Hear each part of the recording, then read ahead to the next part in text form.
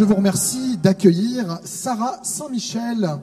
Sarah, vous êtes maître de conférence à l'Université Paris-Dauphine, vous êtes agrégée d'économie-gestion, vous êtes en charge d'un master dédié à la gestion des ressources humaines et vous allez vous atteler à une question qui ne manquera pas d'interpeller notre assistance majoritairement féminine aujourd'hui et qui sera un parfait prolongement aux questions qu'on vient d'évoquer sur le paternalisme. Existe-t-il un leadership au féminin? Et attention, Sama Karaki au premier rang vous attend de pied ferme sur ces questions. Donc Sarah, je vous laisse la scène. Vous m'entendez? Oui, ça marche. On vous entend. Est-ce que c'est OK pour le passage des slides? Parce qu'on a eu... Oui, ouais, c'est bon, super. C'est bon. Donc bonjour à tous. Moi, je suis très impressionnée d'être là parce que je fais pas du tout partie du domaine médical. Donc voilà, je suis prof à Dauphine. Pourquoi je parle du leadership? En fait, moi, à la sortie de mes études, donc dans un master RH, j'ai commencé à travailler dans une grande enseigne de distribution d'articles de sport. Et en fait, j'étais responsable d'un univers, donc d'une quinzaine de collaborateurs. Et mon directeur de magasin, il venait me voir quasiment tous les jours pour me dire que je manquais de leadership, que j'étais pas charismatique, que je savais pas m'imposer, que je savais pas délivrer mes messages. Donc c'était assez violent. Mais voilà, j'étais persévérante et j'avais envie de bien faire. Et donc, du coup, j'ai regardé en magasin comment les autres faisaient. Et là, je me suis aperçue qu'en magasin, il n'y avait pas de femmes responsables. Les seules femmes en magasin, elles étaient soit hôtes de vente ou en caisse. Et donc, du coup, c'était que des hommes. Et j'avais la sensation que c'était super facile pour eux. Bon, cette expérience, j'ai mis fin. Ma mère était très désemparée. Voilà, tu mets fin à un CDI et tout. Et je lui ai dit, maman, j'ai vraiment envie de faire une thèse pour comprendre ce que j'ai pas, ce qui me manque. Et donc j'ai repris mes études. Et c'est là où j'ai passé la grègue pour obtenir une allocation et faire une thèse sur le leadership des hommes et des femmes. Donc du coup aujourd'hui, je vais vous parler de ça. On a entendu tout à l'heure Sama qui parlait des représentations en matière de leadership. On va commencer, je pense que vous en avez entendu parler tout à l'heure, mais on va commencer par déconstruire cette image du leader. Et donc, je vous propose de reconnaître le leader à tout ce qu'il n'est pas. Donc, la première chose qu'il n'est pas, c'est que le leader, il n'a ni trône, ni bureau au sommet. On a notre représentation du leader qui est à la tête d'une grande entreprise avec beaucoup de pouvoir ou à la tête d'une nation. Or, le leader, c'est tout sauf une position hiérarchique. Le leadership, on peut tous en avoir. Et c'est même quand on enlève cette position hiérarchique. Souvent, quand j'interviens, je dis, demain, si votre responsable, il a plus son titre ou sa fonction dans l'organisation, est-ce que vous allez quand même le suivre? Et si la réponse est oui, je vais le suivre, c'est que votre responsable a du leadership. C'est qu'il a cette chose qui vous donne l'envie, l'énergie et la motivation de le suivre dans ses projets. Si la réponse est non, c'est que il ou elle n'a pas de leadership et qu'il manque ce petit supplément d'âme qui vous donne la motivation à vous lever chaque matin. Le deuxième élément, c'est que le leadership, pareil, on pense souvent que c'est quelqu'un que c'est incarné dans la figure d'un héros ou d'une héroïne. Or, le leadership, c'est tout sauf l'individu. C'est la force du nous, c'est la force du collectif, c'est la force du ensemble. Et c'est cette capacité à fédérer, à coordonner autour d'un collectif. Donc le leadership, c'est tout sauf être seul, c'est être ensemble. L'autre élément sur le leader, c'est qu'on pense souvent, et on associe souvent le leader au charisme, et c'est ce qu'on a vu tout à l'heure avec Sama. Le leadership, effectivement, il y a une part de charisme, c'est important, mais ce n'est pas le seul ressort pour exercer du leadership. Et on s'aperçoit aujourd'hui que les études en leadership montrent qu'un des ressorts super efficaces pour fédérer et avoir du leadership, c'est la considération. C'est de prendre du temps pour l'autre, c'est de prendre du temps de comprendre ses besoins, ses désirs, ses attentes. Et donc, ce qui permet ensuite de fédérer et de faire en sorte d'atteindre un objectif de manière commune. Souvent aussi, quand on parle de leadership, on pense souvent que, je l'entends souvent, c'est le leadership, c'est naturel, il y a un don inné. Et c'est cette aura, ce charisme. Alors, ce que les études montrent, c'est qu'effectivement, il y a une part innée. Je pense qu'on a tous rencontré très tôt à l'école quelqu'un qui avait cette capacité à prendre la parole en public, à défendre ses convictions, à partager ses croyances. Donc effectivement, les études montrent qu'il y a une part innée, notamment sur cette capacité à être stable émotionnellement, quelle que soit la situation. Et également la notion d'extraversion, de partager autour du groupe, autour de ses convictions. Donc cette part, effectivement, 24%, mais il y a 76% qui s'acquièrent. Et ce que les études montrent, c'est qu'il y a 3 critères pour développer son leadership. Et donc cette part qui s'acquiert, elle s'acquiert tout au long de notre existence en fait. Les études montrent que c'est un peu comme un marathon, on apprend à chaque instant. Et donc dans cette part acquise, il y a cette volonté, d'une part, d'exercer du leadership. Tout le monde n'a pas envie de prendre sa place à la table, tout le monde n'a pas envie de partager ses convictions. Donc c'est la volonté d'exercer du leadership. Le deuxième, c'est l'opportunité. Est-ce que vous avez l'opportunité à un instant T d'exercer ce leadership? Et le troisième, c'est l'envie d'apprendre les compétences pour exercer ce leadership. Donc le leadership, ça s'apprend, ça s'acquiert et ça se développe. C'est comme un marathon, on avance au fur et à mesure. Alors souvent, on se pose la question, est-ce que tous les managers sont des leaders? Donc la réponse sera assez simple, oui. S'ils parviennent à communiquer, motiver, inspirer, fédérer, oui, le manager sera considéré comme un leader. S'il ne parvient pas à faire ça, eh bien le manager restera manager en raison de son titre ou de sa fonction dans la hiérarchie. Et donc, il n'y aura pas ce supplément d'âme qui fait que, eh bien, on partage un peu de soi, on partage un peu de ses convictions et de ses envies.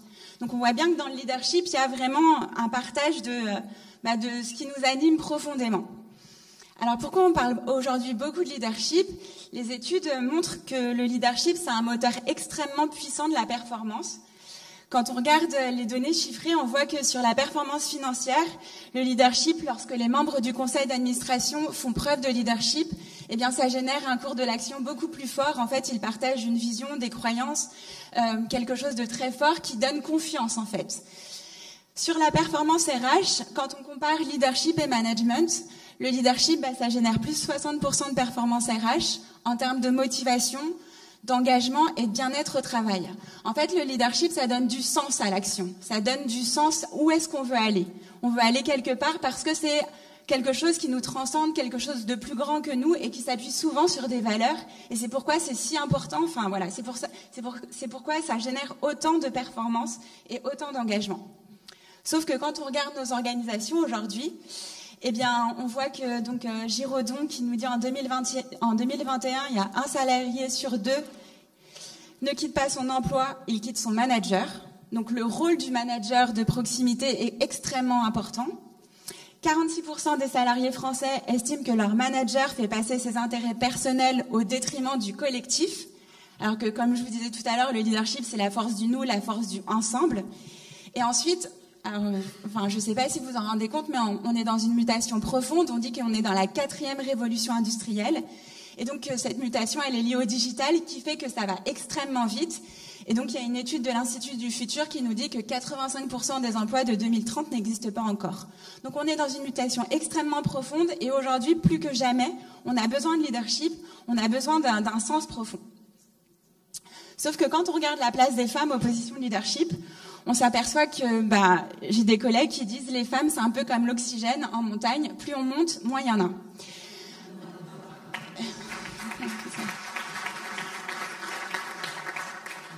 Et donc, tout à l'heure, je ne sais plus son nom, mais surtout, vous, dans votre domaine hospitalier, c'est des milieux extrêmement féminisés. Mais quand on s'aperçoit du nombre de professeurs des universités en PHP, voilà, on s'aperçoit qu'il y a 24% de femmes, et donc le reste, ce sont des hommes. Et dans nos entreprises, c'est la même chose. En 2022, en France, c'était la première fois dans l'histoire qu'on avait autant de femmes PDG au CAC 40. Elles sont 3. Donc soit 7,5%, le reste, donc 92,5%, sont des hommes. Quand on voit ça, pourtant, en France, on a plein de mesures législatives qui sont là pour promouvoir l'égalité et faire en sorte que ça avance et qu'il y ait cette égalité. Sauf que quand on voit les données chiffrées, on voit que ça ne fonctionne pas. Et là, la question à se poser, c'est pourquoi? Les études montrent que c'est le poids notamment de nos stéréotypes. Les stéréotypes, ils sont partout et ils sont on en a tous de manière inconsciente. Donc, je vais reprendre l'exemple de Gérard. Donc, je vous partage Gérard. Et oui, c'est le modèle. Donc, notre Gérard, il a 54 ans. Il est marié. Il est cheminot à la SNCF. Il a 3 enfants. Il vit à Montargis. Donc, vous imaginez la vie de Gérard. Je pense que vous avez tous une image en tête de la vie de Gérard. Et si je devais vous demander quel est son chanteur préféré, j'en suis sûre, Johnny Hallyday. Voilà. D'où la force des stéréotypes. Et donc, c'est puissant. Donc, ça veut dire que tous, de manière consciente ou inconsciente, nos stéréotypes viennent là et viennent perturber notre esprit et faire en sorte qu'on prenne des décisions rapidement. Donc, l'exemple de Gérard nous permet de comprendre d'où viennent nos stéréotypes. Donc, je pense que tu le sais, et elle pourra en reparler tout à l'heure, mais notre cerveau, on dit que c'est un avare cognitif. Il n'aime pas trop réfléchir et il aime évoluer dans un environnement qu'il maîtrise et dont il est certain. Et comme le cerveau, il n'est pas capable de mémoriser plein d'informations, il va faire deux choses. Il va faire un tri de l'information. Et donc, il va trier les informations qui lui semblent pas nécessaires pour prendre une décision. Et donc, il va prendre les informations qui lui semblent simples sur les informations qu'il a déjà vécues. Et donc, comme ça, il va pouvoir maîtriser son environnement. Donc, de manière inconsciente, notre cerveau va simplifier l'information. Il va un peu agir comme une loupe déformante. Et donc, il va s'appuyer sur des informations qui, pourtant, pourraient être nécessaires, mais il va les écarter au profit des informations qu'il maîtrise, qu'il connaît et qui le rassurent. Le deuxième élément, c'est notre société. Notre environnement, notre culture, les médias partagent ces stéréotypes, les véhiculent et les renforcent. Et donc, comme on a besoin de croyances, d'habitudes, eh bien, notre société va véhiculer ces stéréotypes et les entretenir au fur et à mesure dans le temps. Une fois qu'on sait d'où viennent nos stéréotypes, donc de nous-mêmes et de notre environnement, il faut avoir en tête les caractéristiques de ces stéréotypes. Les stéréotypes, ils possèdent plusieurs caractéristiques. La première, c'est que ce sont des croyances partagées. Elles sont partagées par vous, par moi, et donc ce qui fait qu'elles sont entretenues. Ensuite, elles sont consensuelles, c'est-à-dire que c'est un peu la force du stéréotype. C'est de se dire si tous les chauffeurs de taxi sont comme ça, c'est qu'il n'y a pas de fumée sans feu. Donc cette consensualité fait qu'ils sont partagés par tous et qu'ils sont encore renforcés. Le deuxième élément sur le stéréotype, c'est qu'il y a une composante descriptive. Il va décrire le comportement d'un individu. Par exemple, sur les femmes, on va décrire le fait qu'elles soient sociables. Mais au-delà de cette composante descriptive, il y a une composante injonctive, une injonction à être sociable. Et si on ne se conforme pas aux stéréotypes, on va avoir une répercussion sociale négative. Le troisième élément du stéréotype, c'est le noyau de vérité controversé. La problématique, c'est pas de se dire les stéréotypes sont faux. Souvent, dans les stéréotypes, il y a une part de vérité. La problématique, c'est cette part de vérité, elle est exagérée et généralisée. Toutes les femmes sont extrêmement sociables. Et donc, c'est de ne plus prendre en compte l'individu et sa singularité, et c'est d'apposer ce stéréotype à toute une catégorie de personnes sans prendre en compte l'individu. L'autre élément aussi sur les stéréotypes, notre cerveau, le premier élément qu'il va faire quand il va être à la rencontre de quelqu'un, c'est de savoir si c'est un homme ou une femme. Et donc, par conséquent, les stéréotypes de genre vont avoir un rôle déterminant à la rencontre d'un individu. Donc, quand je parle de stéréotypes de genre, c'est défini comme des croyances relatives aux caractéristiques et aux comportements attendus, ou présupposés attendus, des hommes et des femmes dans nos sociétés. Il faut bien avoir en tête que les stéréotypes, ils peuvent être positifs et négatifs. C'est pas forcément négatif. Donc, on a des stéréotypes sur les hommes et des stéréotypes sur les femmes. Les stéréotypes sur les hommes dans le masculin positif, donc on attend des hommes qu'ils soient confiants, sûrs d'eux, aventureux, analytiques, forts, compétents, responsables, ambitieux. Et le stéréotype masculin négatif, c'est le fait d'être agressif, impatient, arrogant, égoïste, autoritaire. Donc on voit que sur le stéréotype et sur les attentes stéréotypées aux hommes, on a une orientation très forte vers la carrière, vers la domination. Sur le stéréotype féminin positif, on a le fait d'être patiente, douce, aimante, affectueuse, intuitive, sentimentale, imaginative. Et dans le stéréotype féminin négatif, on a l'inconstance, la vulnérabilité, le fait d'être docile, soumise et émotionnelle. Et donc on ressent cette orientation vers les autres. Donc il faut bien avoir en tête que ces attentes stéréotypées, elles jouent à notre insu en fait. Et elles vont avoir un impact extrêmement fort dans nos environnements et dans nos choix aussi personnels. Alors qu'est-ce qu'il en est quand on parle du leadership ? Eh bien, le poids des stéréotypes en matière de leadership est extrêmement fort. Quand j'ai commencé ma thèse, j'ai eu un échantillon de 100 personnes et j'ai demandé à ces 100 personnes de me citer de grands leaders. Et donc, j'avais 9 personnes sur 10 qui pensait à un homme fort, dominant, puissant et charismatique, et seulement une personne sur les 10 pensait à une femme. Donc quand on pense à un leader, on pense automatiquement à un homme. Et c'est un biais inconscient qui vient nous percuter en plein fouet. Donc on sait que nos représentations du pouvoir sont masculines. Et la particularité aussi, c'est que les stéréotypes de genre, ils sont acquis très tôt. Certaines études montrent qu'ils sont acquis dès l'âge de 6 ans et qu'ils sont stables dans le temps. Ce qu'on l'a vu tout à l'heure, ces stéréotypes sont automatiques, donc on les a de manière inconsciente sans s'en apercevoir. Et ce qu'il est important aussi d'avoir en tête, c'est qu'il y a une étude du Forum économique mondial qui nous dit que si on ne change pas nos représentations, eh bien, il faudra attendre 100 ans pour voir l'égalité professionnelle en France et 202 ans dans le monde. Donc voilà, il est temps de prendre conscience de nos stéréotypes et de bousculer les choses. Et puis, c'est que ça a un coût aussi. Le coût de ces stéréotypes, c'est que depuis 25 ans, les écarts de salaire entre les femmes et les hommes persistent. Si on arrêtait avec ces discriminations, on gagnerait 150 milliards d'euros parce qu'on recruterait davantage sur des compétences. Et donc, on recruterait davantage de profils compétents. Et puis, en France, aujourd'hui, être une femme constitue aujourd'hui la première source de discrimination. Et on a encore un écart de salaire de 20% entre les femmes et les hommes. Alors Albert Einstein nous dit il est plus facile de désintégrer un atome qu'un préjugé. Et donc c'est important d'en prendre conscience. Alors c'est assez intéressant, il y a une étude qui a été faite en 1994 et qui a été reproduite là récemment, qui a été publiée. Et cette étude, elle a été faite à travers le monde. Et à travers le monde, quand on demande aux individus de nous donner les caractéristiques du leader et du pouvoir, voilà ce qu'ils associent. Donc le fait d'être intelligent, la domination, le fait d'avoir une ascendance sur le collectif, le fait d'être un homme, la sensibilité à l'environnement, le dévouement, l'investissement dans la tâche, le charisme, l'attraction, le fait d'être beau. Beaucoup d'études montrent que la beauté est un critère extrêmement fort sur le leadership. On accorde davantage sa confiance et également la force. Donc on voit que notre représentation et notre modèle du leader de manière dans le monde est extrêmement stéréotypé. Et quand on prend ça, et quand on prend les stéréotypes de genre, on voit que quand on est une femme, ça va être beaucoup plus difficile d'avoir et d'être reconnue en tant que leader. Quand on prend les stéréotypes de genre masculin et le stéréotype du leader, on voit qu'il y a une association implicite. C'est ce qu'on disait, think leader, think male, pense à un leader, pense à un homme. Alors que les femmes sont gentilles, bienveillantes et prennent soin des autres, ça colle pas avec l'image du leader charismatique, confiant, dominant et visionnaire. Donc quand une femme exerce du leadership, de manière inconsciente ou consciente, elle va être observée, son comportement va être davantage scruté à la loupe pour savoir si elle est ou pas compétente pour ce poste.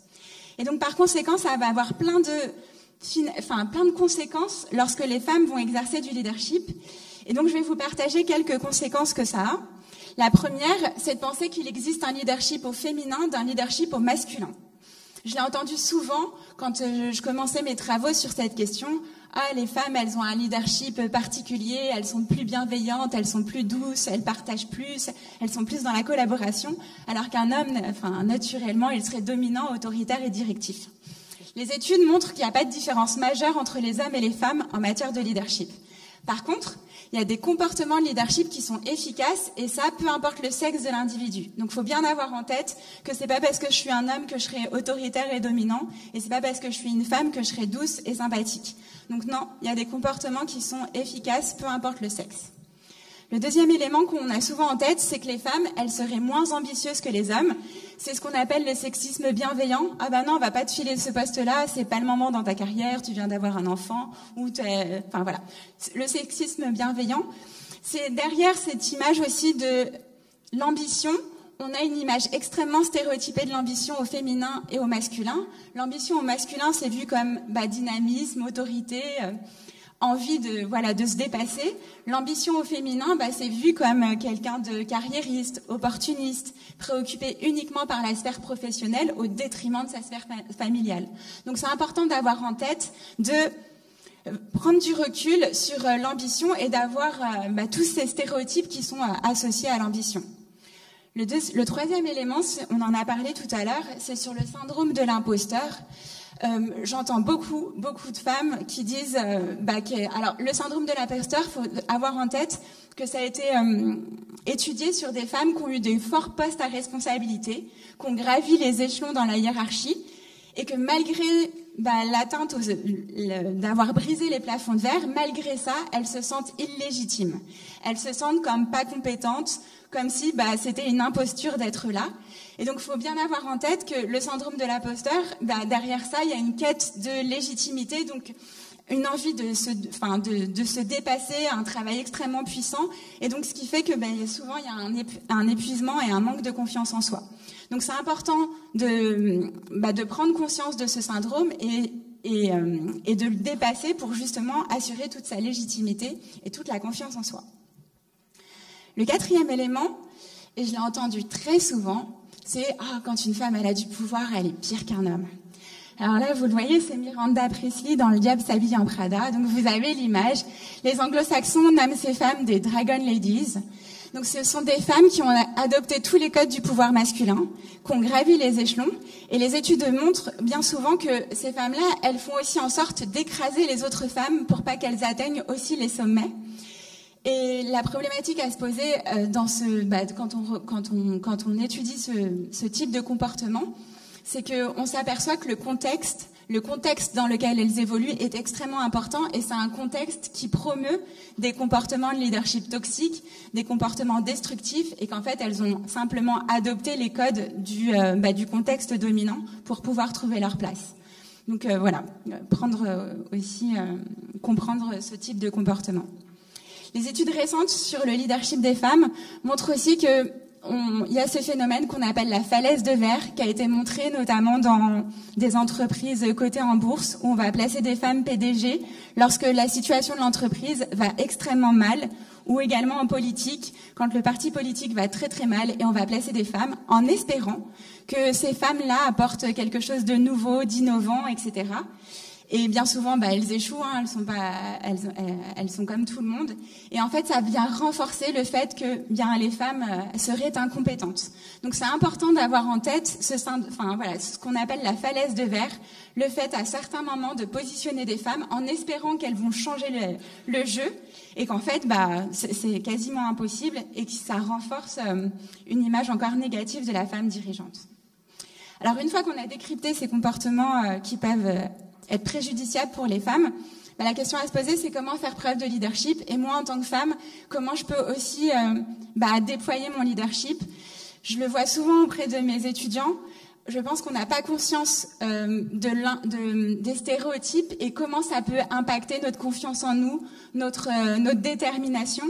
Et moi, par exemple, quand j'ai commencé à travailler, si on m'avait dit peut-être que ton directeur de magasin il a plein de stéréotypes et que il a une image extrêmement masculine du leader, peut-être que je me serais dit je peux changer les choses et puis je peux faire en sorte de lui montrer qu'il y a d'autres styles de leadership, mais j'ai pas osé parce que j'avais pas les codes.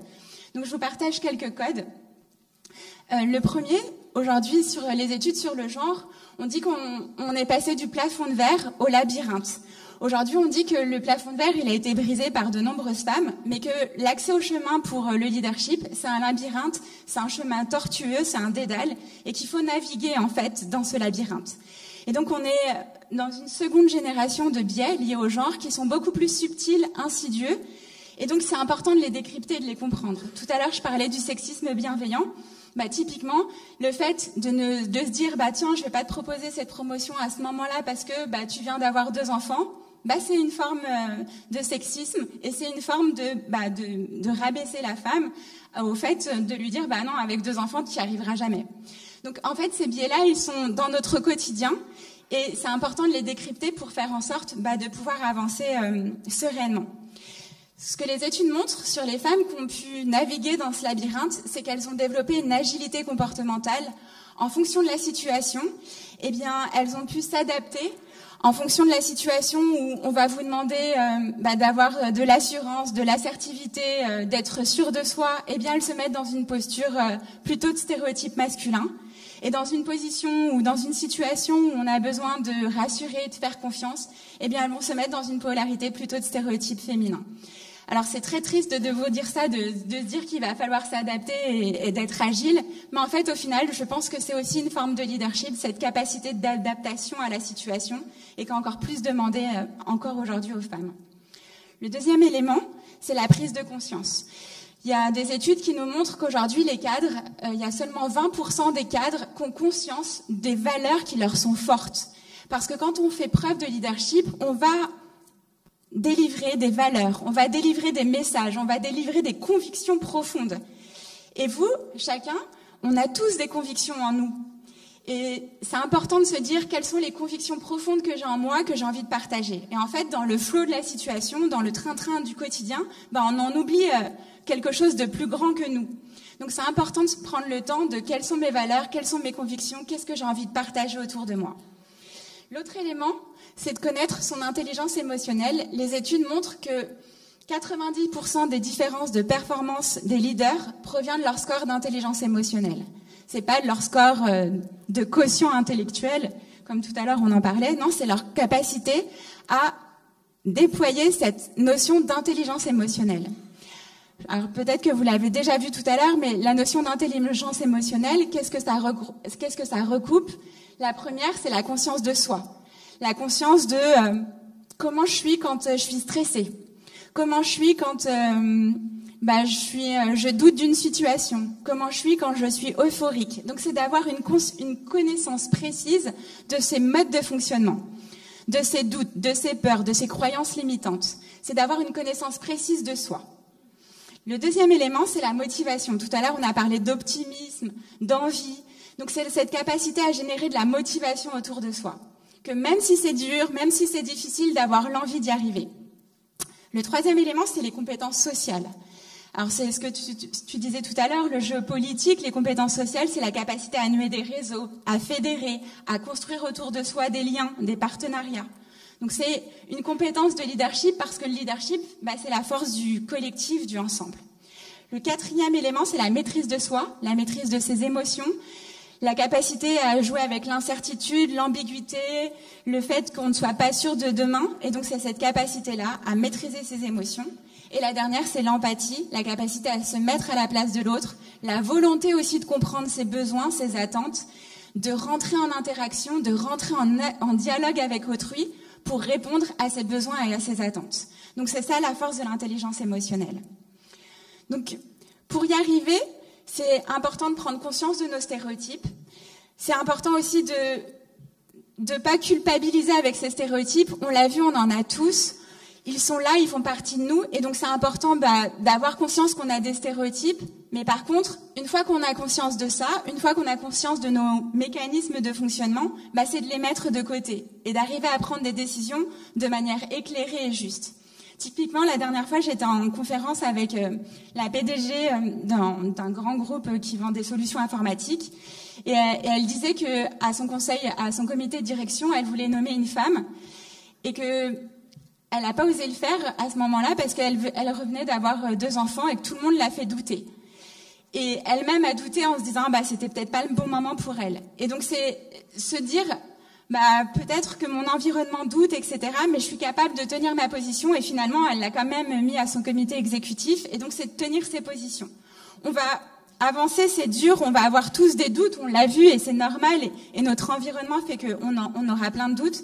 Mais c'est d'avancer de manière éclairée et avec ses convictions profondes. Donc mettre à distance ces stéréotypes tout en ayant nos convictions profondes. Et puis c'est également transformer nos modèles de leadership. On a vu plein de modèles. Moi, je parle de l'inclusion. Aujourd'hui, je pense que c'est une notion extrêmement importante pour justement faire en sorte qu'on n'ait pas des gens qui soient exclus, qui se sentent à l'écart et qui se sentent pas dans le collectif. Et le leadership, c'est la force de l'inclusion. Et donc, c'est cette capacité à déployer une vision positive et inspirante du futur. Une vision, c'est particulier parce que ça n'existe pas encore. C'est quelque chose de demain, c'est un projet. Et donc, c'est hyper compliqué de déployer une vision, une envie qui n'existe pas encore et qui se matérialise pas. C'est aussi penser différemment, faire les choses autrement, changer les manières de faire et de penser pour trouver de nouvelles idées, de nouvelles initiatives. Et donc, ça permet aussi de générer de l'engagement et de la motivation. C'est être aussi humble et à l'écoute. La crise du Covid nous l'a montré. On ne sait pas tout, on ne maîtrise pas tout. Et donc cette humilité face à la prise de décision, c'est extrêmement important. L'exemplarité, faire ce qu'on dit, dire ce qu'on fait, incarner ses valeurs et le faire au quotidien. Alors attention, je vous demande pas d'être des surhommes et loin de là, mais de reconnaître quand on s'est trompé, de reconnaître quand on a échoué. C'est extrêmement important parce que ça montre aussi au collectif que c'est possible de se tromper et c'est en se trompant qu'on arrive aussi à progresser et à transformer les choses. Et puis c'est également la confiance en soi. La confiance en soi est extrêmement importante pour avancer et pour avoir donné l'énergie et la motivation au collectif d'avancer et d'être engagé dans ce projet collectif. Écoutez, je vous remercie. Je vous propose tous d'oser faire preuve de leadership et surtout on n'attend pas 100 ans pour l'égalité. Bravo Sarah. Merci beaucoup. Restez là quelques minutes. Super, merci. Alors Sama, est-ce qu'un mot de retour sur cette question-là pendant que le public prépare ses questions ou pas? Ou ça n'appelle pas de commentaires et finalement tu es d'accord avec tout? Non, on prend les questions d'abord. Alors est-ce qu'on peut côté caméra peut-être faire un point sur le travail de Christelle à la fresque et pendant qu'on prend les questions du public? Alors, pendant qu'on prend les questions, juste un exemple qu'on appelle le paradoxe STEM genre sur lequel on travaille. STEM, c'est les métiers sciences, technologies, ingénierie, maths, et aujourd'hui on ajoute art, parce que aussi moins il y a de l'oxygène, moins il y a des femmes. Donc en fait, c'est vraiment ceux qui dirigent les opéras, les musées, c'est des hommes. Et en fait, si on pense, comme tu l'as dit Sarah, que c'est une question de politique, ça veut dire que c'est dans les pays les plus égalitaires qu'on aura l'écart le plus petit entre les hommes et les femmes dans ces métiers. Or, c'est dans les pays scandinaves que vous avez le plus gros écart. Et c'est au Proche-Orient. On a quelque chose pour être fiers. Et en Algérie, et en Albanie, et aux pays Émirats Arabes Unis, que vous avez le plus petit écart entre les hommes et les femmes dans ces métiers. C'est-à-dire, par exemple, au Liban, un pays d'origine, vous avez autant de femmes que d'hommes ingénieurs. Vous allez à Dubaï, contrairement aux stéréotypes aussi, parce que la diversité, c'est aussi c'est un stéréotype à tous les niveaux. Vous allez dans les télés, par exemple, vous allez dans les musées, dans les opéras, ce sera des femmes qui vont vous accueillir, qui dirigent ces lieux. Alors du coup, c'est intéressant de se demander, mais comment ça se fait que dans les pays égalitaires, là où les politiques sont égalitaires, on a le plus petit écart, et c'est justement là où on creuse, et on trouve qu'il ne faut pas tomber dans le piège de considérer que si les lois sont justes, que ça veut dire qu'on a démantelé les stéréotypes. C'est une question qui a déjà été posée dans le contexte racial aux États-Unis. Ce n'est pas parce que les lois sont justes qu'on n'a pas eu des discriminations à l'emploi, des discriminations au logement, et donc des discriminations aux promotions pour les femmes, mais aussi pour les personnes racisées, parce que la question de la diversité, justement, j'entends que tu finis en disant que le leadership n'est ni masculin ni féminin, il n'est non plus ni blanc, ni occidental, ni donc en fait il faut aussi qu'on arrive à détacher de ce point de leadership tous les traits qui en fait finissent par créer les discriminations. Merci. Merci beaucoup, Sama. Alors, qui dans le public veut réagir ou questionner cette question du leadership au féminin, enfin ce sujet du leadership au féminin? Ou est-ce qu'il est trop tard et ça y est, tout le monde pense à la quille?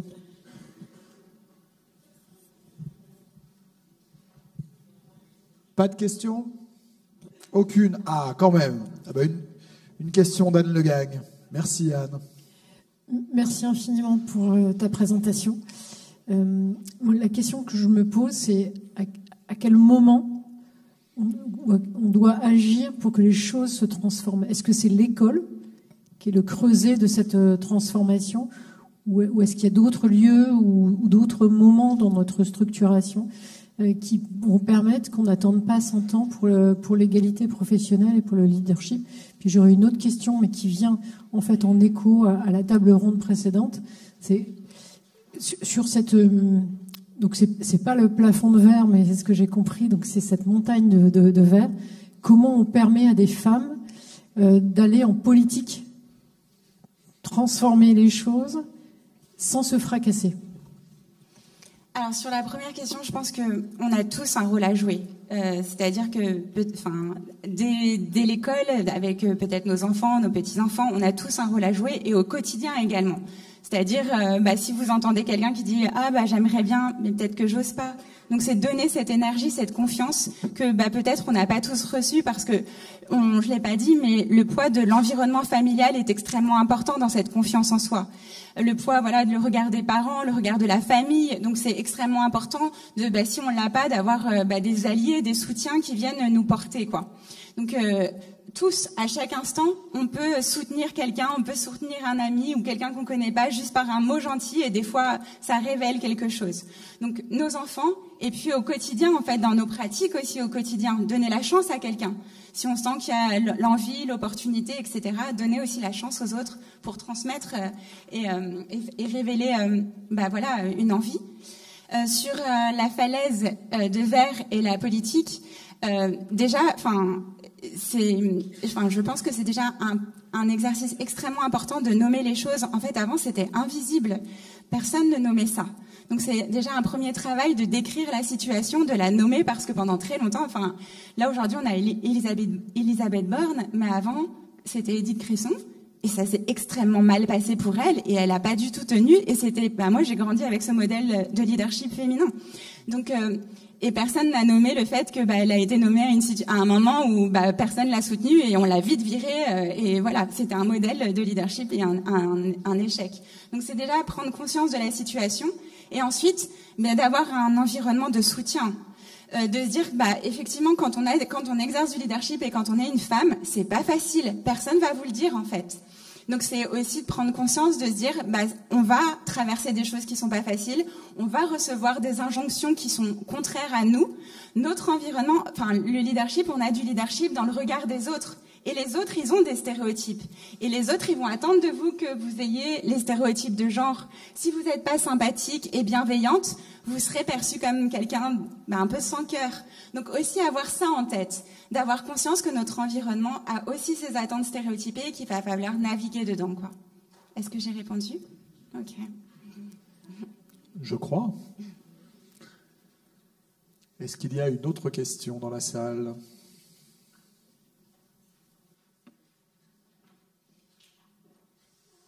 Non. Eh bien, écoutez, dans ce cas, il ne me reste plus qu'à vous demander d'applaudir une dernière fois l'ensemble des intervenants de cette journée.